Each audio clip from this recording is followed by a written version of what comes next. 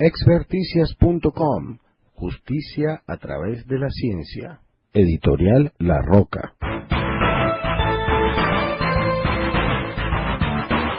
Criminalística.net Radio con Raymond Horta Martínez. Bienvenidos a Criminalística.net Radio, el primer programa de audio sobre criminalística a través de Internet de nuestra página criminalística.net. Seguimos con nuestro ciclo del 2009, nuestras entrevistas, nuestros invitados especiales, y hoy tenemos una modalidad muy especial. No vamos a tener un diálogo, vamos a tener una conversación con dos profesionales a la vez. Vamos a utilizar la tecnología y la conversación múltiple, la telefonía de voz IP, para hablar con dos profesionales a la vez, de dos países distintos. Estamos hablando de nuestros amigos Francisco Tortosa y de Juan Carlos Beiroa. Francisco Tortosa, quien es policía de la ciudad de Alicante, perito calígrafo, egresado de la Universidad Autónoma de Barcelona y de la Universidad de Alicante, con muchos estudios en materia de pericia caligráfica, diplomados en criminología y también varios cursos de formación en el Instituto Valenciano de Seguridad Pública en Falsificaciones de Documentos, y es miembro de la Asociación Nacional de Técnicos Universitarios en Documentoscopia, ANTUD. Está también con nosotros, y se lo comentaba, Juan Carlos Beiroa Ruibal, quien es perito calígrafo, es calígrafo público nacional de Argentina, actualmente residenciado en España, y por supuesto uno de los más reconocidos y queridos expertos peritos calígrafos de SIPDO, la Sociedad Internacional de Peritos en Documentoscopia, y por supuesto gran colaborador de varias páginas web y perito asesor, por ejemplo, para la Facultad de Derecho de la Universidad de Buenos Aires en la carrera de doctorado en Derecho. Bueno, pues bienvenidos a ambos a Criminalística.net Radio, y sinceramente es un honor contar con su presencia para toda nuestra ciberaudiencia de Iberoamérica. Bienvenidos. Muchas gracias, Brad, y creo que los reconocidos somos nosotros por tener la oportunidad de entrar en contacto por este medio con todos los colegas de SIPDO. Bueno, estamos a tus órdenes entonces. Francisco, en cuanto a la capacitación profesional de los peritos calígrafos en España, y luego, por supuesto, quería la respuesta de Juan Carlos Beiroa, ¿cómo están adelantadas el tema académico en formación de pericia caligráfica? Buenas noches. Bueno, pues desgraciadamente en España la formación necesaria para ejercer como perito calígrafo no forma parte de una enseñanza reglada. Entonces nos encontramos con que los cursos que se realizan lo hacen desde las distintas asociaciones y son tan válidos para el ejercicio de la profesión como los cursos que se llevan a cabo actualmente en algunas universidades.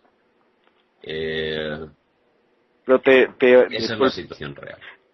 Pero observo que en tu caso particular tienes titulación o estudios en dos universidades distintas. Entonces, en esas universidades, háblanos un poco, esa iniciativa pues debe ser valorada de alguna forma superior a temas de simples diplomados. Sí, mira, hoy en estos momentos en una de las batallas que tenemos desde las distintas asociaciones es poco a poco ir ganando el terreno dentro de las universidades y que sea precisamente, como ocurre en otros países, una enseñanza reglada, establecida por el Ministerio de Educación. Ahora mismo eso no es así y el perito, para su ejercicio, puede estrictamente hacerlo desde un simple curso con emitido por una asociación privada.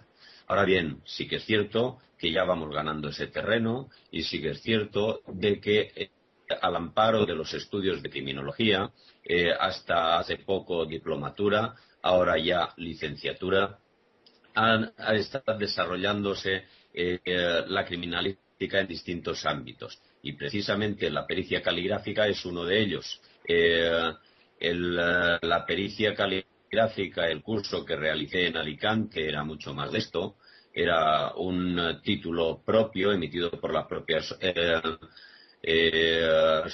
universidad, perdón, y el que llevo a cabo en la Universidad Autónoma de Barcelona es un curso de posgrado que junto con otros como es el de grafoanálisis configura un máster. Entendido. Pero, insisto, para ejercer ante un tribunal, el tribunal lo que exige es que el perito conozca de lo que va a peritar. El problema es precisamente que no estemos hablando de una enseñanza reglada, emitida, regulada por el Ministerio de Educación y que sea común a todos. Sí, yo creo también que eso es posible gracias a que la mayoría de nuestros códigos de procedimiento civil permiten que las personas que tengan conocimientos en una materia pues participen como peritos. Pero vayamos hacia el cono sur. Juan Carlos Beiroa.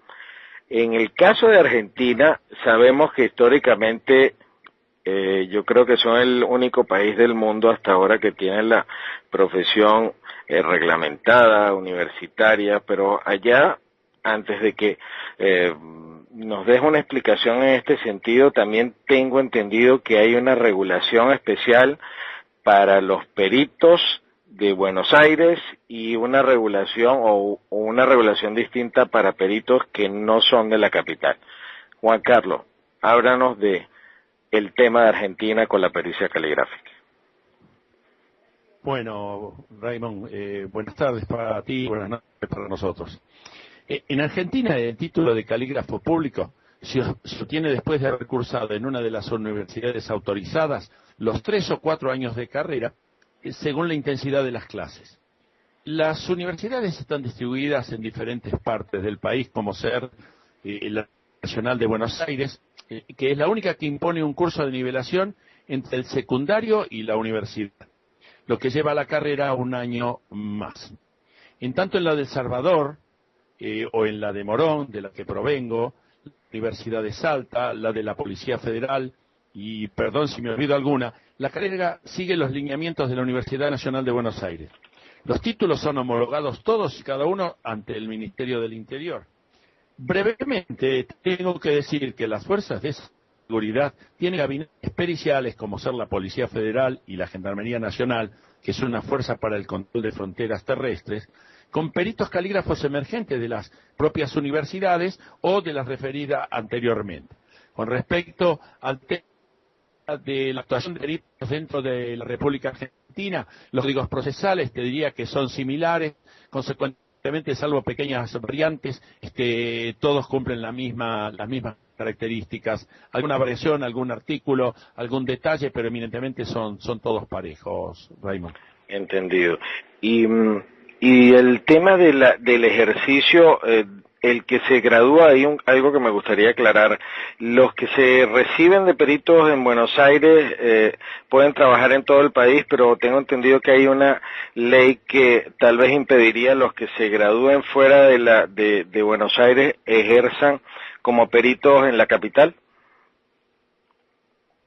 No, entiendo que no, que cualquier perito calígrafo recibido en una universidad nacional, porque se mantiene siempre en relación al Ministerio de Educación y al Centro de Altos Estudios, yo creo que una vez homologado su título como se homologan los títulos ante el Estado, el perito puede inscribirse dentro de todas las jurisdicciones del país. Sería lo no hay lógico. limitaciones en ese sentido. Volvamos con Francisco Tortosa, y me gustaría, Francisco, que me comentaras, a la hora de que haya una discusión dentro de un proceso con un tema documental, es decir, se requiera de una pericia caligráfica, ¿cómo se elige el perito para cada caso? Es decir, la designación de los peritos, por ejemplo, en materia civil, ¿cómo se hace en el caso de los peritos particulares? Bien, vamos a ver.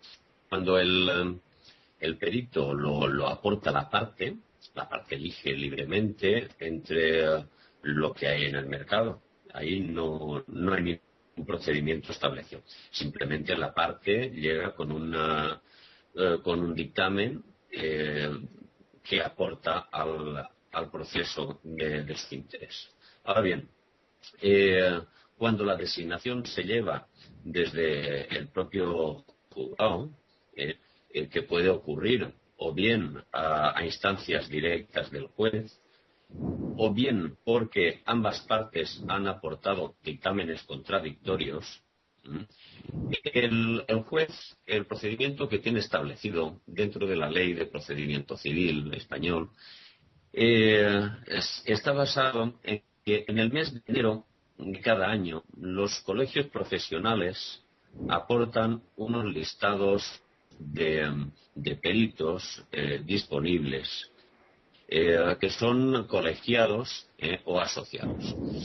Pero para que haya un colegio profesional es necesario que la enseñanza esté reglada, con lo cual volvemos otra vez como a mordernos la cola. Aquí, pues que no hay en el tema de criminalísticos, en el tema de peritos calígrafos, colegio profesional, son las asociaciones las que actúan en su defecto. Entonces son las asociaciones las que en ese mes de enero están aportando cada una el listado de sus asociados, y el juez, cuando necesita de un perito, por insaculación, es decir, por sorteo, elige un perito. Me parece muy bien. Francisco, quería hacer una acotación, porque cuando hablas de perito de parte, o que en el procedimiento civil español es posible llevar cada parte su perito, tengo entendido que hubo una reforma reciente del Código de Procedimiento Civil, en el cual cuando una parte va a promover o va a consignar como documento fundamental una demanda, lo acompaña al inicio del procedimiento con una pericia, y efectivamente iba a hacer un comentario entonces en el caso venezolano y algunos otros países de habla hispana. El sistema, por ejemplo el nuestro en Venezuela, consiste o está basado en que la prueba se aporta en el momento de la demanda, la prueba documental, y en la contestación la parte reconoce o desconoce su firma. O es decir, si no la desconoce, se entiende por reconocida y se va a otros temas de el proceso. Entonces acá es distinto, se permite como una experticia anticipada. En el caso de Argentina, Juan Carlos, el mecanismo, brevemente explícanos cómo se ofrece la prueba documental y cómo pudiera surgir la pericia caligráfica en materia civil. Y bastante similar al proceso venezolano. Es decir, la parte lectora presenta la documentación que servirá de fundamento, o en todo caso posteriormente lo puede presentar la demandada tratándose de un recibo, por ejemplo, y entonces la contraria denegará. Es ahí donde surge la posibilidad de actuación del calígrafo. La parte contraria pedirá la designación de perito calígrafo ante la negativa de la contraria, de su contraria, y ahí es donde procede la designación de perito calígrafo. La designación de perito calígrafo surge de las mismas listas que tiene el juez, El juez recibe de la Corte Suprema listados que son intachables y tienen la plena seguridad de que todos los peritos allí inscritos tienen sus títulos habilitantes y son de responsabilidad civil y criminal en lo que les pueda corresponder. Y entonces de allí es de donde designan los peritos. Es decir, no hay peritos que no sean de universidades o que no sean debidamente calificados. Entiendo. Francisco, ¿y el número de peritos? En el caso nuestro de Venezuela es un número impar. Un perito lo aporta, cada parte aporta un perito y el juez designa a un tercer perito, todos deben ser reconocidos, pero en el caso de España, los procesos civiles convencionales, ¿cuántos peritos designa el juez? Bien, siguiendo la pauta que he marcado, efectivamente, en el inicio una parte puede aportar o simplemente durante el desarrollo del procedimiento pueden solicitar la prueba, no ya al principio, como hemos señalado, sino pueden solicitar al juez. Si se han presentado uno por cada parte al inicio, el juez puede elegir un tercero. O puede que las partes se pongan de acuerdo en que sea juez el que elija un perito imparcial, con lo cual las dos partes se someterían al perito que hubiese designado el propio juez sin aportar ellos uno de parte. Juan Carlos, en el caso de Argentina, ¿en no qué sé número? si me explico. Sí, en el caso de Argentina, tiene varias vías, varias vertientes el tema, porque si se trata de una cosa muy, muy importante, la actora, y quiere dejar a resguardo, tiene celeridad porque quiere se termine todo antes, el juicio principalmente, puede presentar una pericia, pero en absoluto es lo usual. No, esto está lejos. Las partes van a la contienda y van por cuenta de la justicia, es decir, el juez es el que imparcialmente designa un perito, el cual deberá hacer la pericia totalmente independiente de las partes. En casos excepcionales, cuando se trata de causas penales, sí, allí sí, puede ser que la parte interesada lleve una pericia hecha como para que se le abra la vía más sueltamente a la pericia caligráfica, a la querella o a la denuncia que pretenda formular ante esa instancia penal. Entiendo. ¿Y ha sucedido algún caso o alguna norma, por ejemplo en España, Francisco, en la cual permita que un perito que trabaja en materia policial perite en un caso civil? No, vamos a ver. La ley de incompatibilidades al perito policial, al funcionario, le impide ejercer la pericia en el ámbito privado. Ahora bien, podría siempre, a requerimiento del propio juzgado, intervenir en una cuestión civil, pero no es habitual, ¿eh? Eso no es habitual. Entiendo. Y en Argentina, yo le voy a explicar el porqué de mi pregunta ahora. Juan Carlos, en Argentina, ¿algún órgano policial pudiera intervenir como perito o designando peritos en materia civil? Excepcionalmente cuando tienen que dirimir a pedido del juez y retrasean bastante esta intervención, porque los entes policiales y de gendarmería se consideran reservados para las cosas de tipo federal, para los casos de tipo federal, donde son de mucha importancia, porque si tuvieran que atender a todas las disidencias que hay de peritos y se saturarían de trabajo, ¿no es cierto? Porque siempre serían requeridos. Pero en casos especiales, los jueces penales sí tienen habilitación de pedirle a la Policía Federal, a la parte técnica, caligráfica o de documentoscopía, como se llama, pueden pedirle que lleven adelante investigaciones para resolver un tema definitivamente, ¿no? Definitivamente, eso es lo que importa. En el caso venezolano tenemos una situación bien particular en materia laboral. En materia laboral se rige por el Código de Procedimiento Civil. El mecanismo sería muy parecido al que les había dicho antes, aunque en materia laboral es un solo perito, pero como se considera el trabajador un débil jurídico, se permite el que la pericia se solicite a órganos de investigación policial cuando el trabajador no tenga recursos con que pagar la pericia, porque en el caso de materia civil, las pericias deben ser costeadas por la parte interesada.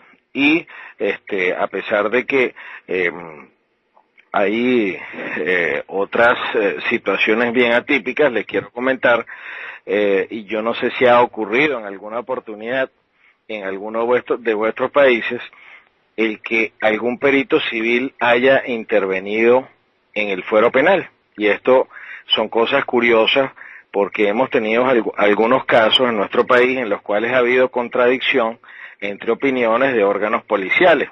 O sea, hay alguna duda sobre un resultado, se le envía a otro órgano policial y al no haber correspondencia en los resultados, entonces se designan los peritos del Tribunal Supremo de Justicia y se nombra una nueva terna con otros dos funcionarios de las dos policías y uno de materia civil. No sé si ha ocurrido algo así parecido en Argentina o España. Francisco, nos gustaría, si sabes algún caso parecido.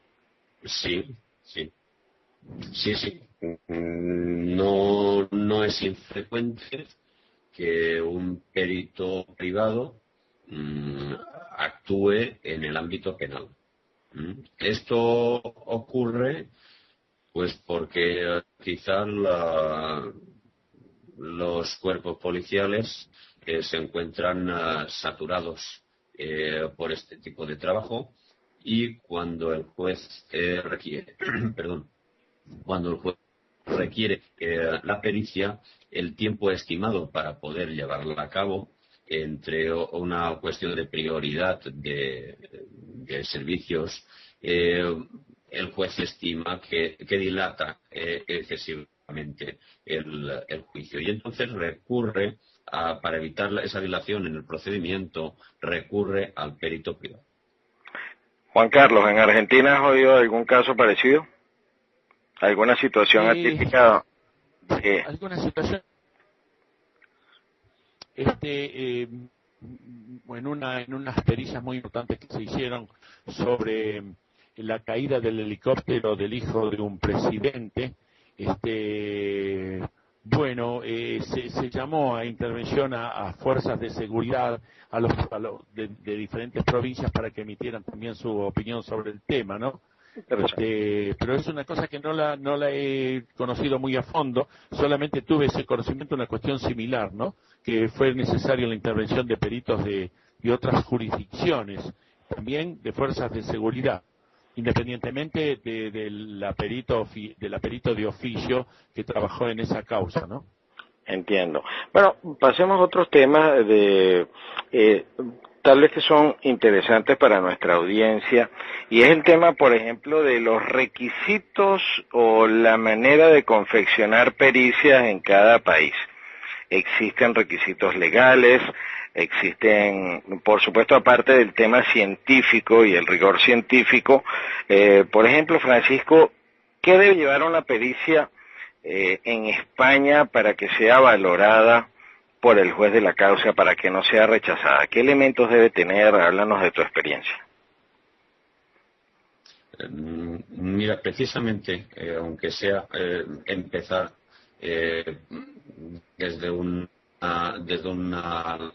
lateral, es una cuestión de acreditación. Es decir, precisamente pues porque el perito el peritaje no tiene una enseñanza reglada, el perito debe de señalarle al juez cuál es su formación.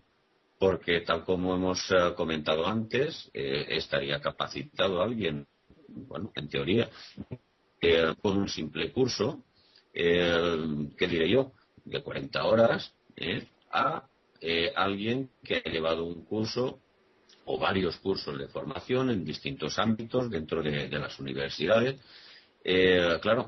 Lo principal, pues, es que el juez tenga una idea aproximada de la capacitación de ese perito. A continuación, es necesario señalar el objeto para que se le contrata y cuáles van a ser los medios técnicos que va a emplear. No los que tiene, por favor. Son unos cuantos los peritos que nos hacen una relación de todo el material que tienen en el laboratorio. Al juez lo que le interesa es el material que ha empleado el perito en el análisis de que se trata. De ese modo es conveniente unas breves líneas de sentar la ciencia en la que nos apoyamos. Nosotros solemos poner las cinco leyes de la escritura y para que el juez se oriente un poquitín. No debemos de ir más allá ni de desarrollar textos, puesto que no se trata de desarrollar un texto educativo en modo alguno, sino de desarrollar un estudio.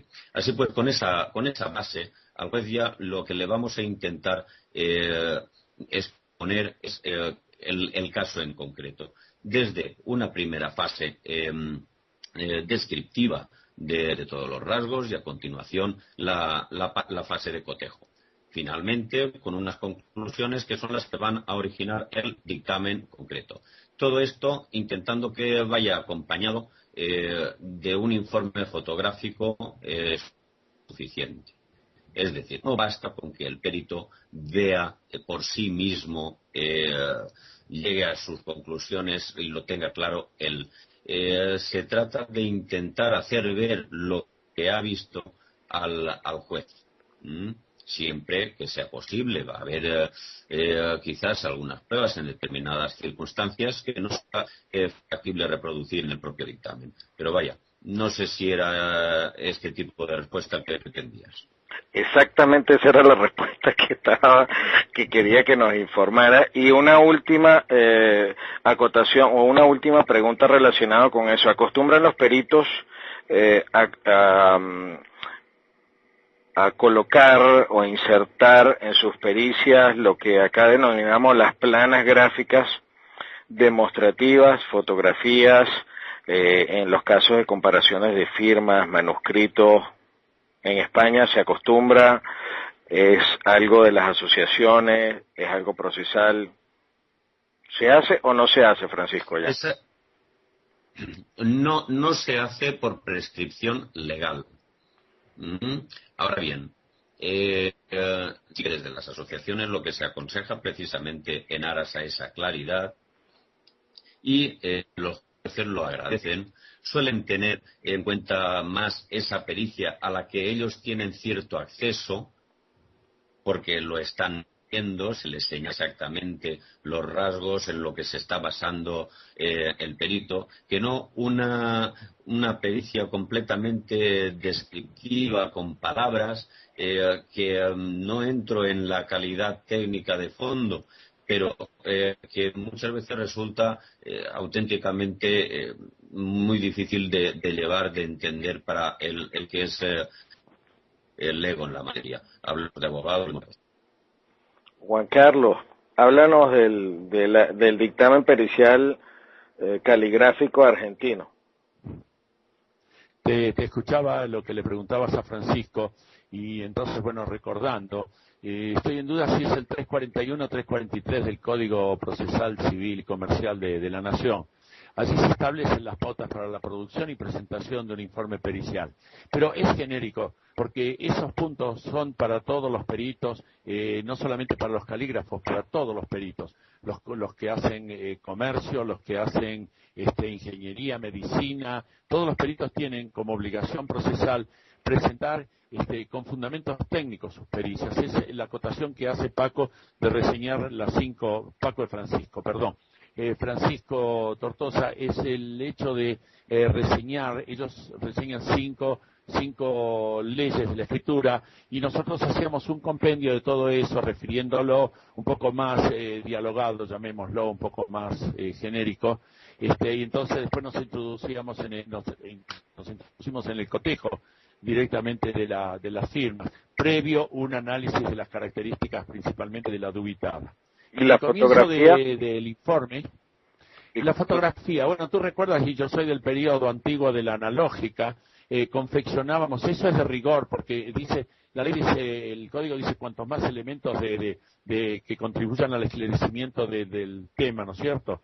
Entonces, en aquellos tiempos, yo estoy hablando desde 1971 hasta mi periodo de actividad en el año 2000, bueno, ellos, allí volcábamos las fotografías. Yo no llegué a trabajar nunca con fotografía digital, porque siempre fue analógica y pegaba cartulina y a su vez enlazadas uno con otro, encarpetado, de manera que el juez pudiera tener acceso a la página de la foja donde queríamos indicarle algo, ¿no es cierto? Y después en el informe también, acá en España tienen una costumbre que reseñaba Paco después, que el perito tiene que acreditar allí en esa primera hoja cuáles son sus capacitaciones, habilidades y quién lo respalda. Es el perito calígrafo, solamente pone el tomo y folio donde está registrado en la Suprema Corte y es suficiente como para que el juez sepa de quién se trata. Bueno, su domicilio legal y algunos detalles más. La presentación de qué elementos se trata, cuál es el material indubitado que se tendrá como referencia, los fundamentos técnicos que te mencionaba hace un momento, y después la conclusión directamente, ¿no es cierto? Es decir, intercalado o no. Ahora la técnica es mucho más amable, te diría yo, porque eso de intercalar dentro del texto fotografías digitales da una claridad y una posibilidad de decirle al juez, usted lo tiene ahí, no lo puede ignorar. Entiendo. Vamos a hablar de un tema, yo sé que teníamos otros previstos, pero ahí el tema de los honorarios es un tema que siempre es muy álgido para toda la comunidad criminalística y la jurídica. Entonces, les pregunto, Francisco, en el caso de la regulación de honorarios de los peritos en España, ¿existe, el juez interviene, los colegios intervienen? Háblanos un poco de cómo los peritos pueden fijar sus honorarios, qué criterios tienen. Comparte con nosotros un poco el caso de España. Vamos a ver. En principio, la ley de procedimiento civil en España data del año 2000. Supone un avance precisamente en este campo, porque hasta entonces la provisión de fondos se hacía sin contar con el juzgado. Se hacía con la parte pagaba independientemente. Y esto causaba al perito una serie de conflictos, porque por un lado venía obligado a ejercer la pericia y por otro la obligación de pagarle al perito quedaba un poco difusa. Actualmente el artículo 342 dice que en el plazo de 5 días desde la designación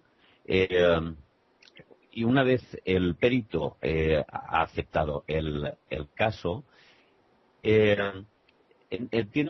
desde la designación el perito tiene 5 días para aceptar el caso. Desde el momento en que lo acepta, el perito hará la manifestación bajo juramento o promesa. Tengo delante el artículo 342. Inicio por una cuestión de orden, Ray. Como siempre ahora responder la pregunta. La actual ley de procedimiento civil en España data del año 2000 y supone un avance en la provisión de fondos del perito, puesto que hasta entonces el cobro de sus honorarios quedaba a disposición de la parte, de modo que la obligación de ejercer la pericia era taxativa, en tanto que la obligación de pagar por parte del particular quedaba un poco más laxa. En estos momentos, el perito designado, a los 3 días siguientes de su nombramiento, puede haber solicitado la provisión de fondos que considere necesaria, a cuenta de la liquidación final. Es decir, puede luego, es como realizar un presupuesto, puede luego hacer un ajuste final o no. Pero lo importante es que el propio tribunal, mediante providencia, decidirá sobre la provisión solicitada y ordenará a la parte que hubiese propuesto la prueba pericial que proceda a abonar la cantidad fijada en la cuenta de depósitos y consignaciones del tribunal en el plazo de 5 días. Es decir, el perito va a cobrar desde el propio tribunal, aunque quien le pague sea la parte. De ese modo se está garantizando que el perito va a cobrar, pero todo ello a través del propio tribunal, que es la novedad. Antes quedaba todo en un plano fuera la provisión de fondos quedaba al margen del propio procedimiento, y con la modificación de la ley se introdujo dentro del procedimiento. Entiendo. Juan Carlos, el tema de los honorarios en Argentina, ¿cómo se regula? Escucho a Francisco y lo escucho a Francisco y lo envidio, porque de alguna manera de esta forma tienen asegurado a la postre el cobro de sus honorarios, cosa muy, muy aleatoria en Argentina. Bueno, el cobro de honorarios, la ley, hay una ley del año 72 que establece un monto, un arancel, la ley del perito calígrafo. Y esta ley establece un monto del 4 al 8% sobre sumas comprometidas por más de un nivel, que ha sido superado totalmente por las diferentes inflaciones, que son 5.000 pesos del año 69. Imagínense ustedes, esto ha quedado totalmente desvalorizado. Entonces, a valores actuales, los jueces siguen regulando del 4 al 8% de acuerdo a la calidad de la pericia o a lo que pueda significar una compensación. En un monto bajo, un porcentual más alto. En un monto alto, millonario, digamos importante, sobre bienes importantes, regulando un 4 o 5%, salvo que la pericia esté muy bien fundamentada o haya tenido mucha importancia de relevancia, ¿no? En la producción de la sentencia. Otro problema que tenemos es, que hablaba también recién Francisco, es con respecto al adelanto de gastos. La ley establece que hay un término, así como dice Paco, dentro de los 3 días de aceptado el cargo, tiene que haber realizado el pedido de adelanto para gastos para que le sea efectivizado. Si no fuera efectivizado dentro del plazo que marca el juez, se puede dar por decaído el derecho a la producción de la prueba. Esto me trae como comentario interesante que en una oportunidad confeccioné durante 3 meses de trabajo semanal un informe cuyo monto era de $6 millones. $6 millones es un buen dinerillo en todas partes del mundo. Asumiendo yo personalmente los gastos emergentes de la producción de la prueba, que al fin y al cabo me fueron retribuidos, pero el haber dejado al arbitrio de las partes la voluntad de que se produjera o no la pericia hubiera significado no cobrar el 2% de honorarios sobre esa suma, que fue lo que realmente un cobro de honorarios altamente significativo en el orden de los $150.000. Volviendo al objetivo de tu pregunta, te digo que tardé 6 años en cobrar, después de la sentencia, tardé 6 años en cobrar este caso, pero creo haber batido todos los récords de poder cobrar honorarios a los 19 años de producir un informe. Yo ya estaba en España y mis abogados en Argentina estaban terminando de cobrar mis últimas pericias. Interesante. Bueno, en el caso venezolano, para cerrar con esta pregunta, el tema, el Código de Procedimiento Civil establece que es el juez el que lo fija, pero en la Ley de Arancel Judicial se establece que las partes promoventes pueden llegar a convenios con los peritos en cuanto al monto de los honorarios, pero es el juez al final quien decide en caso de controversia, y se establece que el juez consultará a los colegios correspondientes sobre sus tarifas y los montos dependiendo de cada caso. Pero entonces vayamos a otros temas que yo sé que son de interés, y uno de ellos es el tema de la impugnación, el tema de qué sucede cuando una parte se siente vulnerada porque no está conforme con el resultado pericial. ¿Existe la impugnación como figura procesal en España, Francisco? Sí. ¿Qué tan común es el que se impugne un dictamen pericial en España? Bien, como impugnación, como figura procesal, no.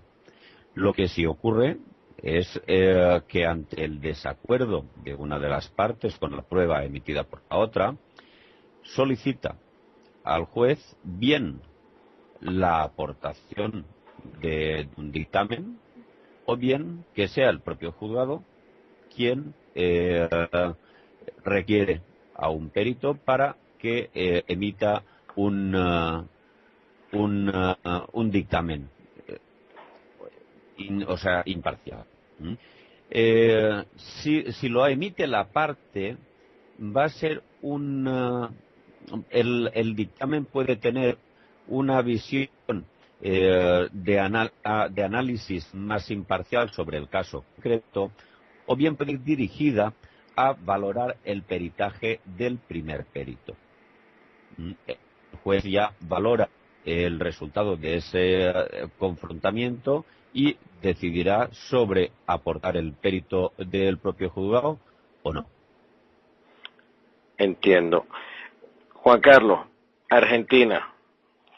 Sé de muchos casos, de hecho conozco de un libro de una persona muy querida y que es un perito internacional reconocido, que tiene un libro que se llama La falencia de la pericia caligráfica. Estoy hablando de Julio Bradley, estoy hablando de que esta obra es el reconocimiento de que la impugnación de las pericias en tu país, o en Argentina, uno de tus países, no es tan atípica. De hecho, creo que hay incluso una metodología para la impugnación, la presentación ante el tribunal. ¿Qué pasa allá en Argentina con las impugnaciones? Bueno, te comento que no tuve oportunidad de leer el libro de don Julio Bradley, persona a quien respeto muchísimo por sus años de calígrafo público oficial y persona muy respetada en el ambiente, porque ya me venía para España y no tuve oportunidad de conseguirlo y me quedé con las ganas. En algún momento creo que me voy a munir de ese. El Código Civil establece, el Código Procesal Civil establece la norma para la impugnación. Si la impugnación debe hacerse dentro de un plazo y además debe contener todos aquellos argumentos y razones por los cuales el perjudicado considera que la pericia o no está hecha de acuerdo a derecho o no está bien interpretados los valores que surgen de los materiales periciales. Esto es que para que una impugnación prospere, tanto puede presentarse una pericia contraria, que es lo menos habitual, pero sí la impugnación, que es lo más habitual. Ahora, en parte discreparía un poco con el maestro Bradley en cuanto a que la impugnación, si bien es una existencia viable, no es tanta la cantidad de impugnaciones. Entiendo, con todo respeto por el maestro Bradley, que la impugnación, si bien existe, no es tan abundante, porque en todo caso la pericia hubiera perdido imagen, pero no, la pericia caligráfica es un argumento de ley muy respetado y bueno, pensemos que hay gente que no impugna la pericia porque sabe que el perito tiene razón en lo que afirma, y los que impugnan la pericia y es para ganar tiempo o para perjudicar o para lo que fuere, en el fondo saben que el perito no se equivocó. Claro, hay a veces que el material da lugar, o la fuerza o la intensidad o la perspicacia de las partes da lugar a un cuestionamiento, y bueno, entonces ahí la impugnación está. De allí a que prospere hay un trecho. Claro, ¿no? Y también está el tema de la contradicción. Si hay dos peritos que opinan lo distinto, que hago la aclaratoria, que es uno de los temas que trata Bradley. Es decir, el que un perito justifique bien su posición y el que otro busque la vuelta tal vez totalmente opuesta, buscando pues elementos que tal vez científicamente no sean los más apropiados. Bien, otra pregunta, el tema de la responsabilidad penal y civil de los peritos. Yo me imagino que al igual que en Venezuela existe el delito de perjurio, se aplica a los peritos que que den resultados exprofeso distintos a los que deben ser, o que mientan respecto a las actuaciones que hicieron o a los objetos que peritaron. Háblanos, Francisco, primero del caso de España sobre la responsabilidad de los peritos. Sí, mira, de una manera muy sencilla. Tendríamos dos tipos de responsabilidad, como muy bien has apuntado, y sería la responsabilidad civil y la responsabilidad penal. La responsabilidad civil podríamos sustentarla sobre aquellos peritajes que se hubieran llevado de un modo imprudente, es decir, donde el perito no hubiera guardado el cuidado mínimo.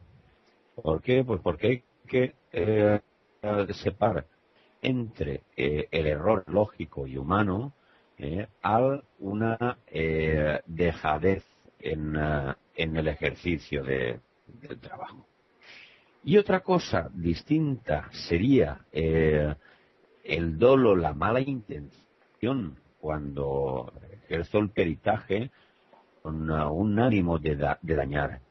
En este caso, el Código Penal español, el delito en el que incluiría esto sería el de falso testimonio.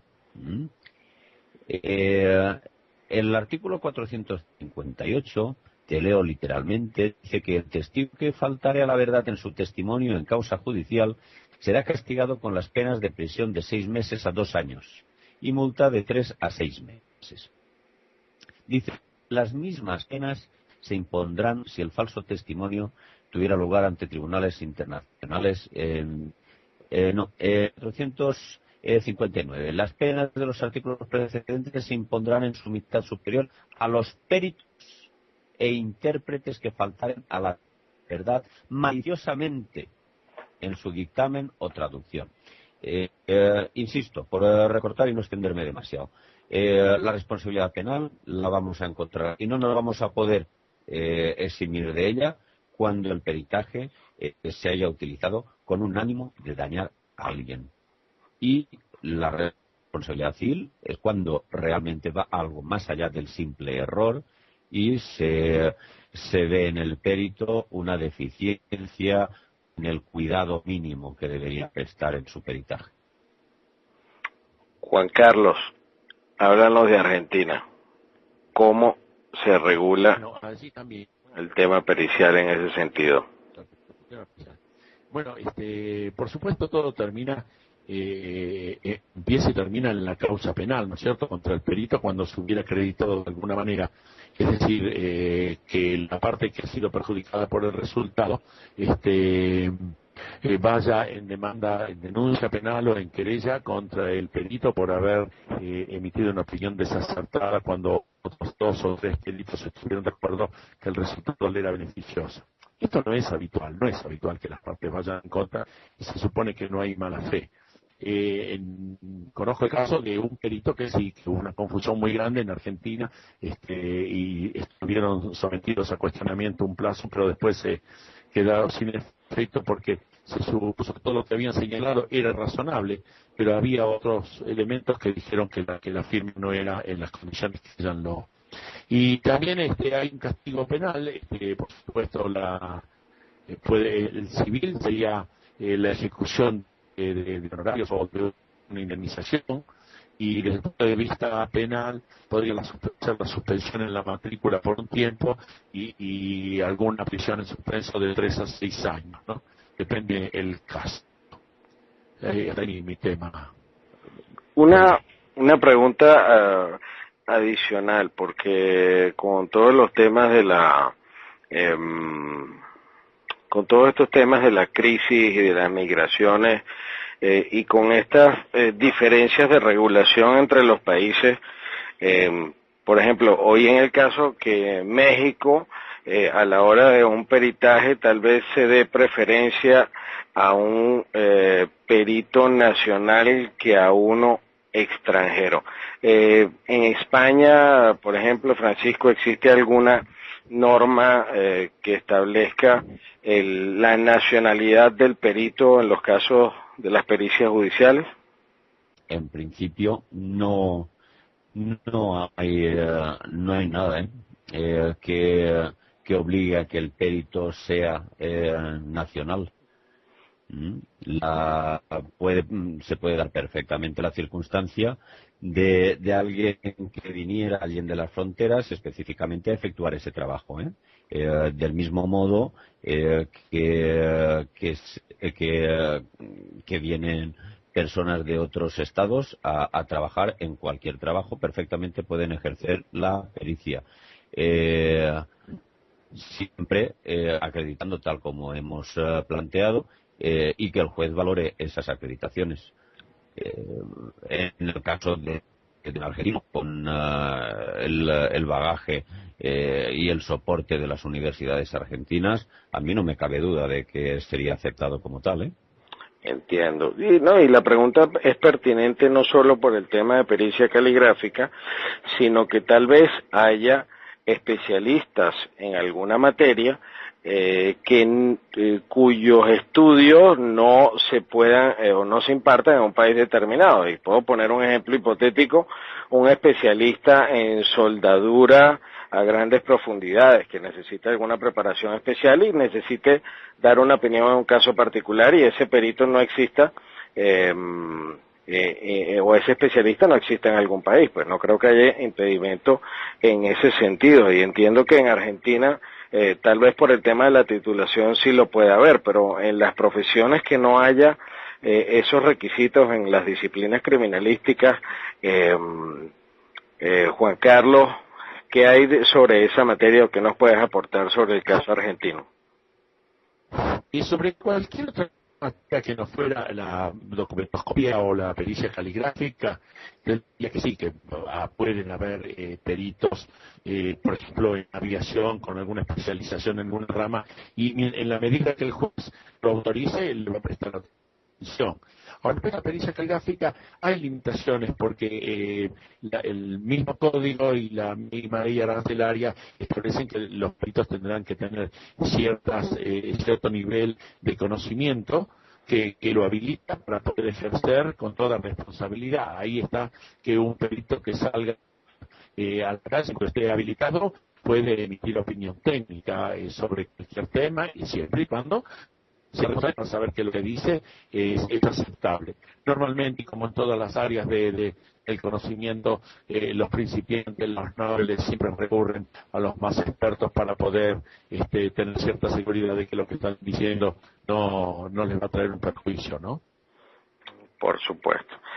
Bueno, yo creo que se nos van a quedar muchos temas sobre el tintero por razones de tiempo, pero esta es sinceramente yo me siento muy complacido de hacer la primera tertulia virtual sobre peritos o con peritos y para peritos, y por supuesto también para otras audiencias, que sea de más de 2 personas, y sinceramente con 2 personas con tanta experiencia, con tanta sapiencia pericial que hayan compartido con nosotros, pues es un honor en nuestro programa, que sinceramente, aparte de las fallas técnicas y las dificultades que hemos tenido, pues sinceramente es un honor haberlo tenido a ambos, y yo estoy seguro que nuestra ciberaudiencia está de acuerdo conmigo. No sé si quieren aportar algún otro detalle, algún otro elemento adicional, pero criminalística.com. Sí, señor. ¿Está por ahí? ¿Estás por ahí? Raymond, sí. Raymond está presente. Bien. Está presente.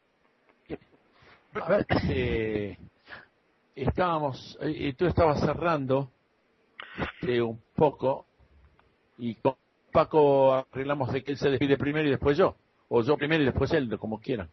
Vale, déjame hacer la despedida de nuevo para que no se corte y estemos... Sí. Bien, se van a quedar algunos temas pendientes. Sé que nuestra ciberaudiencia va a tener muchas preguntas. Aprovecho para dar el correo de nuestro programa: es radio@ criminalística.net. Yo le voy a hacer llegar a Francisco Tortosa y a Juan Carlos Beiroa las preguntas que lleguen y para que las contesten y las vamos a publicar en nuestra página en internet. Les agradezco muchísimo su presencia. Para nosotros es un honor haber contado con ustedes para transmitir toda esa cantidad de conocimientos tan importantes para todos los peritos, abogados, jueces y público en general de nuestro programa, y en especial pues que hicieron este sacrificio de adaptarse a las horas -4 cuando ustedes ya están prácticamente de madrugada. Sinceramente les agradecemos mucho, Francisco, de verdad que apreciamos mucho tu presencia y quería pues que te despidieras de nuestra ciberaudiencia y luego Juan Carlos. Raymond, para mí ha sido un grandísimo placer y un honor estar con vosotros, personas de vuestra talla que hacen tanto por la difusión de la criminalística en cada una de sus ramas. Ha sido para mí muy importante el contacto contigo, puesto que te sigo aproximadamente desde el año 2000 en el que ingresé en SIBDO y he estado, eso sí, un poco a sombra por todas las obligaciones que me han abrumado. Hoy este reencuentro ha sido para mí una gran felicidad. Gracias a ti. Juan Carlos, otro miembro de la familia SIBDO, para quienes no lo saben, SIBDO es la Sociedad Internacional de Peritos en Documentoscopia, que se fundó en el año 1999, con ya más de 5 congresos internacionales, que no es que porque seamos nosotros, pero sinceramente los recomendamos. Juan Carlos. Bueno, yo tengo que agradecer a Esteban Hernando, que fue quien me recomendó a SIBDO. Tengo un buen recuerdo de él, es un gran amigo y compañero. Y particularmente te quiero agradecer a ti y felicitar a ti por la obra que llevas adelante. Me alegro mucho, hermano venezolano, de todo lo que estás haciendo por nosotros. Y bueno, quiero dejar presente que tanto el amigo Francisco Tortosa como yo tenemos número en Skype, y el que quiera comunicar un mensaje por esa línea. Los dos somos residentes en España, así que es fácil ubicarnos. Gracias y buenas noches, y muchas gracias a ti, Raymond. Bien, nos despedimos entonces en esta oportunidad, en nuestro programa Criminalística.net Radio. Estamos también desde hace algún tiempo, pueden bajar estos programas desde iTunes, el podcast. Buscan la palabra criminalística en el sitio de iTunes de los iPods, se conectan, crean su cuenta y pueden bajar estos programas con la frecuencia con los que los publicamos y lo bajan directo a sus reproductores MP3. Nos despedimos hasta una próxima oportunidad. Habló para ustedes Raymond Horta de criminalística.net.